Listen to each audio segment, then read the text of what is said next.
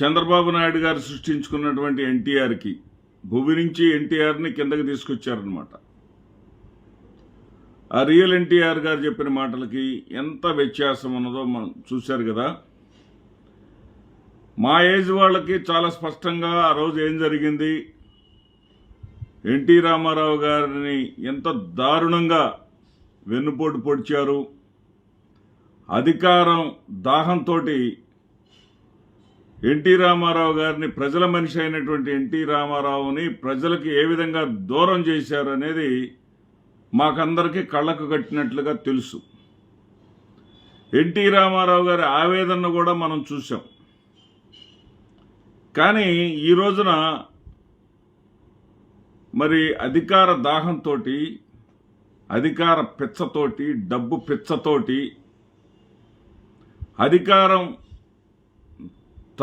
తను తర్వాత తన కుమారుడికి రావాలి అనేటటువంటి రాజకీయ కాంక్షతోటి ఈ రోజున ఏఐ టెక్నాలజీ ద్వారా 30 సంవత్సరాల క్రితం ఈ భూమిని వదిలి ఆకాశానికి వెళ్ళిపోయినటువంటి నందమూరి తారక రామారావు గారిని దివి నుంచి భూమికి దించి, తెలియని అమాయకులైతే నిజంగానే రామారావు గారు వచ్చారేమో అన్నట్టుగా చేస్తారు ముందు తరాల వాళ్ళకి.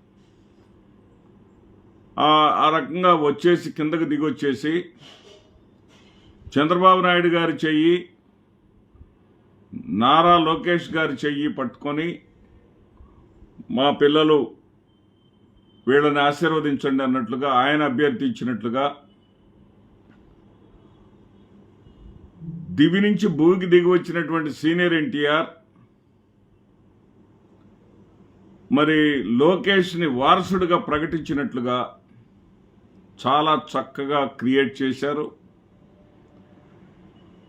ఏఐ అనేది ప్రజలకు ఉపయోగపడే విధంగా ఎంతవరకు తీసుకొస్తారనే సంగతి తర్వాత విషయం. కానీ ఏఐను ఉపయోగించుకొని ప్రజలను నేను ఏ విధంగా మోసం చేయగలను, ఇంకా భవిష్యత్తులో కూడా చాలాసార్లు మోసం చేస్తాను అనే విషయాన్ని చాలా చక్కగా బయట పెట్టుకున్నారు గౌరవ ముఖ్యమంత్రి నారా చంద్రబాబు నాయుడు గారు.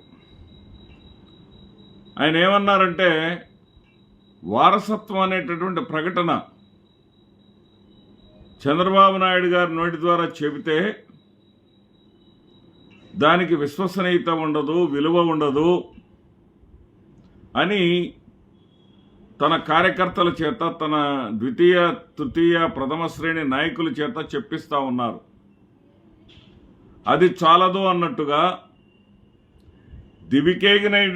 దివికేగినటువంటి తన మామగారైనటువంటి ఎన్టీ రామారావు గారే భూమికి ఏతించి వారసుడిగా పేరు చెప్పినట్టుగా కూడా ప్రకటించేసుకున్నారు.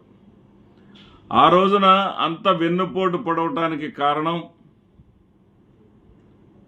ఏదైతే అశోక్ గజపతిరాజు, యనమల రామకృష్ణుడు, అదేవిధంగా ఎర్రమనాయుడు ఇలాంటి నాయకులందరూ కూడా బలంగా నిలబడి ఎన్టీఆర్కి వ్యతిరేకంగా చంద్రబాబు పంచన చేరటానికి ఏకైక కారణం ఏంటంటే, చంద్రబాబు మనుషులుగా వీళ్ళు చంద్రబాబు ఏం చెప్తే వాళ్ళు చేసేటటువంటి వ్యక్తులు కాబట్టి చంద్రబాబులో ఒక భయం, ఒక అభద్రతా భావం ఆవరించింది.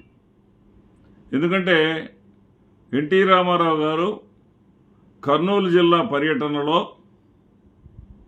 తన రాజకీయ వారసుడు బాలకృష్ణ అని ప్రకటించారు. బాలకృష్ణ అని ప్రకటించిన తర్వాత ఆ ప్రకటన నచ్చని చంద్రబాబు నాయుడు గారు చేసినటువంటి కార్యక్రమం ఇదంతా. ఆ తర్వాత ఎన్టీ రామారావు గారిని దించేసిన తర్వాత నల్ల దుస్తులు ధరించి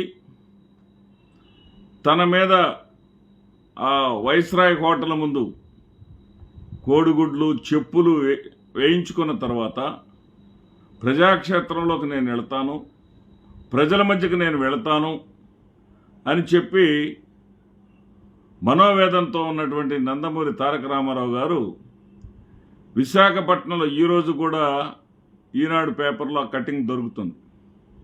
ఈనాడు పేపర్ ద్వారా నేను ఆ కటింగ్ని చూసిన తర్వాత నేను ఈ వీడియో చేస్తున్నా. ఈనాడు పేపర్లో ఏమని అడిగారంటే, నా కుమారుడు హరికృష్ణని ముఖ్యమంత్రి చేయగలవా చంద్రబాబు నాయుడు? మీరు పదవి కోసం కాదు అన్నారు కదా, పదవి కోసం కాదు పార్టీ పరిరక్షణ కోసం అని చెప్పారు కదా, పదవి కోసం కాకపోతే ఆ పదవిని తృణప్రాయంగా వదిలిపెట్టేసి మంత్రివర్గంలోకి మీరు తీసుకున్నటువంటి నా కుమారుడైనటువంటి హరికృష్ణను ముఖ్యమంత్రి చేయగలవా అని చెప్పేసి ఆయన ప్రశ్నించాడు. అది ఈనాడులో బ్యానర్ ఐటెంగా వచ్చింది. ఆ కాపీ ఈ వీడియో కింద లింకులో కూడా మీరు చూడవచ్చు. అంటే ఇక్కడ A1 టెక్నాలజీని వాడుకొని చంద్రబాబు నాయుడు గారు ఎంతటి అబద్ధానైనా సరే బలంగా చెప్పగలరు అనటానికి ఇదొక ఉదాహరణ మాత్రమే. ఎన్టీ రామారావు గారు పదవి కోల్పోయిన తర్వాత కూడా చంద్రబాబు నాయుడు గారికి పదవి ఇవ్వాలని ఆయన ఎప్పుడు కోరుకోలే, లేదా లోకేష్ గారిని వారసుడుగా ఆయన ఎప్పుడు గుర్తించలే. ఏదైతే తెలుగు ఖ్యాతి, తెలుగు జాతి విశ్వఖ్యాతి అని చెప్పారే, దానిలో విధంగానే వారసత్వం బలంగా ఉండాలని ఆయన కోరుకున్నాడు. నందమూరి వారసత్వం రాజకీయాల్లో తన తర్వాత కొనసాగాలని చెప్పేసి ఆయన కోరుకున్నాడు. ఒకవేళ ఆ నందమూరి వారసుడైనటువంటి జూనియర్ ఎన్టీఆర్ భవిష్యత్తులో ఏమన్నా అడ్డు వస్తాడేమోనని ఈ AI టెక్నాలజీని ఉపయోగించుకొని లేని రామారావు గారిని తీసుకొచ్చి ఆయన చేత ఆ డైలాగ్స్ చెప్పించారు. ఆ చెప్పించేటటువంటి దాంట్లో కూడా ఏమన్నారంటే, హైదరాబాద్ని సైబరాబాద్ లాంటి మహా అద్భుతమైనటువంటి మరో నగరాన్ని నిర్మించాడు, అది ఒక్క నారా చంద్రబాబు నాయుడు గారికే సాధ్యమైంది. అదేవిధంగా అమరావతి ప్రపంచంలోని దివిలో ఉన్నటువంటి దేవతల రాజధాని అయినటువంటి అమరావతిని తలదన్నే విధంగా, దేవతల రాజధాని అయినటువంటి అమరావతిని తలదన్నే విధంగా ఆంధ్రప్రదేశ్లో ఉన్నటువంటి అమరావతి రాజధాని నిర్మాణం జరగాలని ఆశీర్వదిస్తున్నాను అనే మాట కూడా చెప్పిచ్చేశారు. ఇక్కడ మనం సంతోషించాల్సినటువంటి విషయం ఏంటంటే, 2 విషయాలు మనం సంతోషించాలి. ఒకటి,